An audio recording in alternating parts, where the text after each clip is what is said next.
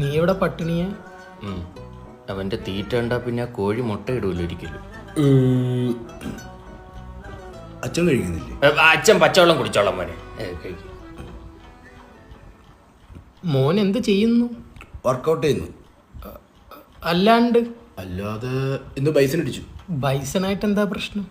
മാമാത ഈ കുഴക്കട്ടാണ്ടോ, ഇതുകൊണ്ട് ബൈസും. എന്റെ പൈസക്ക് ആ പൈസക്ക്. അച്ഛാ, ആ മുട്ടക്കറി ഞാൻ മുട്ടക്കറി എന്ന് വിളിക്കണമെങ്കിൽ നിങ്ങളെ ഞാൻ അമിതാഭ് ബച്ചൻ എന്ന് വിളിക്കണം. അതിനകത്തൊരൊറ്റ മുട്ടയില്ല, അറിയോ? എന്തോ മുട്ട സമ്മേളനോ വിഴുങ്ങുന്നു. അച്ഛൻ എന്തിനും ഒരു സൊസൈറ്റിയിലെ പാല് വേണ്ട, ഭയങ്കര കൊഴുപ്പ്. ഭയങ്കര കഴപ്പ് തന്നെ.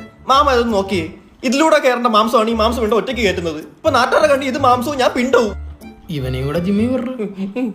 ഈ കാട്ടുപോത്തിന് തന്നെ മാസം 25,000. ഇനി കടാവിനെയും കൂടെ വിട്ടാൽ ലോൺ എടുക്കേണ്ടി വരും. അച്ഛൻ ട്രെയിനർ പറഞ്ഞ് 10,000 രൂപ കൊടുക്കുവാണെങ്കിൽ ഒരു പ്രോട്ടീൻ പൊടി വരുമെന്ന്.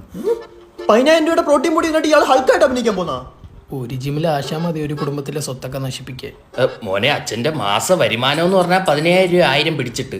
അപ്പൊ മോന് പ്രോട്ടീൻ വാങ്ങാൻ വേണ്ടി മാത്രം അച്ഛൻ പണിയെടുക്കാന്ന് പറഞ്ഞ അത്രയ്ക്ക് അതമ്പതിച്ചെന്ന് PT കരുണാകരൻ. എനിക്ക് രാത്രി ഒരു 15 മുട്ട കൂടെ വേണ്ടി വരും. ആ കോഴിയുടെ പിന്നാമ്പറയിലൊന്ന് മാനിക്കടാ. നിങ്ങൾക്കൊക്കെ അത്ര ബുദ്ധിമുട്ടാണ് എന്നെ ഒരു പെണ്ണ് കെട്ടിക്ക്. ആ മുട്ടക്കറിയിലെ ഉള്ളിയും പോയി. അപ്പോഴോ കപ്പിളായിട്ട് കയറുവാണെങ്കിൽ ഓഫർ ഉണ്ട്. അച്ഛന് കുറച്ച് പൈസ ലാഭിക്കാൻ ജിമ്മില്. 15 മുട്ടയല്ലേ തരാം. അച്ഛൻ്റെ ഒരു നന്മയ്ക്ക് വേണ്ടി പറഞ്ഞതേ ഉള്ളൂ.